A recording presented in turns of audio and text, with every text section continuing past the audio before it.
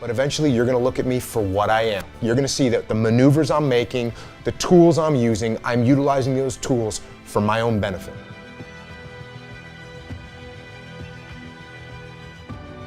It's unbelievable what it did in my, it literally saved my life. This is a huge takeaway right now for you all. My big thing I do is I'm a big stretch fanatic. I stretch out for the last 5.5, 6 years, anywhere from 2 hours a night. I used to stretch out when I was doing nothing, as unbelievable as it sounds, 12 hours a day. Back then I was running 8:30s a mile, training pace. Now I'm running 7:05s a mile, same heart rate. It's unbelievable what it did in my, it literally saved my life. So right now you guys are all using it. I talk about a lot more in my book, but it's very, stretching is my biggest thing right now I do. And also, I was also wound very tight, so I couldn't calm myself down. My adrenal glands, when you get that tight, you're flooding yourself with tons of adrenaline. So when you feel like you're always just amped up and all jacked up all the time, trust me, you guys work in a very stressful environment. This thing right here is getting jacked up all the time. So one thing for me is I hold stretches for like sometimes 30 minutes. But it's just about range of motion. We all have a range of motion in life. That's why kids run so effortlessly, because the range of motion is open.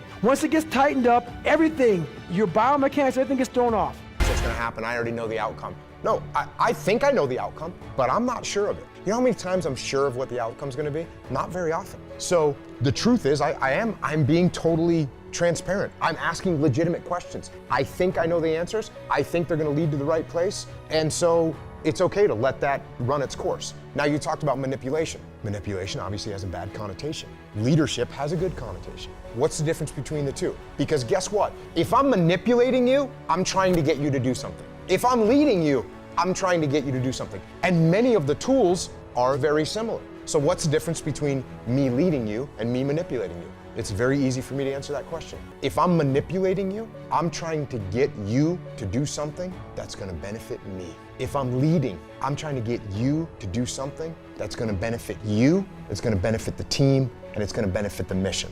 You know what? I grew up not that guy. So a lot of people put a title on me. They want to, they see me now. They see me now as the guy that with his shirt off who can do 4,030 pull-ups in 17 hours, who can run 205 miles in 39 hours. But what they don't understand is they don't understand the journey that it took me to get to this point. And what got me to this point was I was just the opposite of what I am today. I was that guy who ran away from absolutely everything that I got in front of me, but sleep for 6 weeks of the program. And I wanted to quit so badly, but I quit everything in my life. I copied through school. I wanted to prove people wrong. And so here I am. I wanted to be the guy that people looked at. I don't care if you liked me or didn't like, I don't care. I wanted that. I wanted that worse than anything in the world. So that is, I kept picturing me falling down and getting up, and I was dumb. Even myself. Yes, one could say I was fairly unruly as a kid. I was a little bit of a maniac of a kid. And that's one thing that was great about the military for me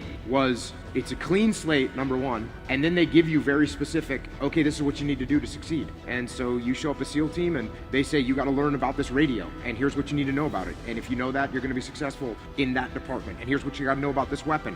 And if you learn that, then you'll be successful. And that's a great base to start from. And then eventually, what you really learn in the SEAL teams is that what you have to do is you have to be able to think. You have to be able to problem solve. And you have to be able to look at complex problems, simplify them, and then implement solutions to them. And that's what comes a little later once you have that base. But it's a little bit different from what people think, because a lot of times people think that the military is everything is super rigid and structured, and that all you're doing is getting orders from above you in the chain of command and you're executing those orders. Well, that's actually not true at all. And what you're really doing in the military is you're looking at complex problems on the battlefield, and you're coming up with a solution with your team on how to get those problems solved. And that's why I think that part of the military, even though it's not well known, it does translate great into the civilian sector, because this is what business people, and now obviously I work with businesses all the time, and that's what the businesses are doing. They're looking at these problems that they have in whatever industry they're in, and they're trying to find out solutions so they can execute them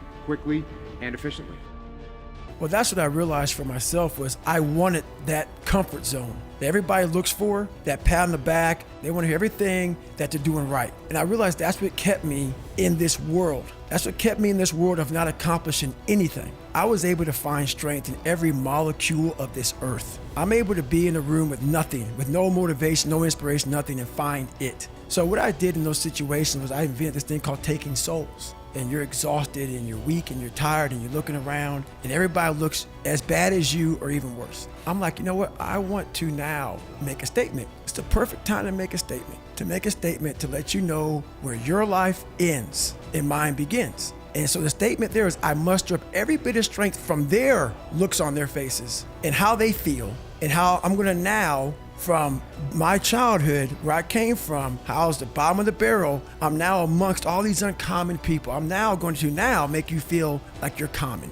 I've watched so many things and watched someone succeed at the end of it, feel like that. But failure causes that one feeling. Without that failure involved, you don't have that feeling. If you just pass and you succeed and you're great, that feeling, what takes you years, months, years to accomplish, because you just can't get over the hump, but you continue going back to the drawing board. You're looking for those few seconds after you finally figure out the equation, whatever the equation may be, to get you to finally pass, to succeed. I live for that feeling, but I can't get that feeling without going through, I failed this equation, I failed this one, I'm figuring it out.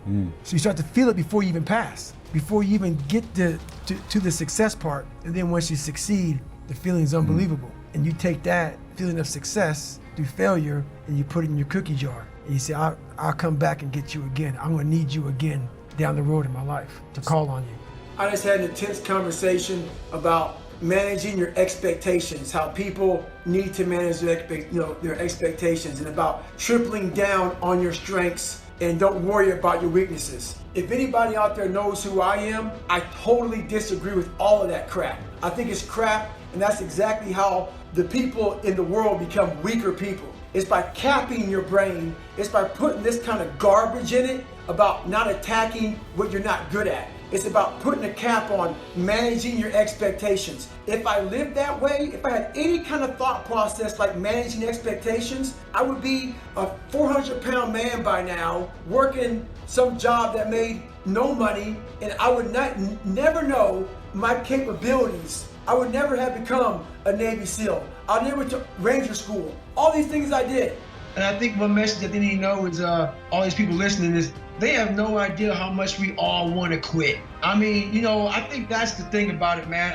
Even today at 43 years old, man, every day I wake up, man, I want to quit. I want to retire every day of my life. So that's the thing about, man, like you don't get to this some higher place in your mindset where it's just set in stone and you're good to go. You know what? You don't have to do it to the level that I've done it at by any means. You don't need to go out there and break yourself off running 200-mile races and doing pull-up records and going through buds and ranger school and all that. But you do have to examine yourself, and you have to examine yourself on a very physical and mental level. It is very important to push yourself to a point where you want to quit very badly and examine yourself there for long. And instead of quitting in that moment, examine yourself. And that moment is not one or two moments throughout life. It has to be, it's not every day. It doesn't need to be every day, but it needs to be periodically. You need to tap into what you're capable of. And you have to also, everyone must go back to the beginning.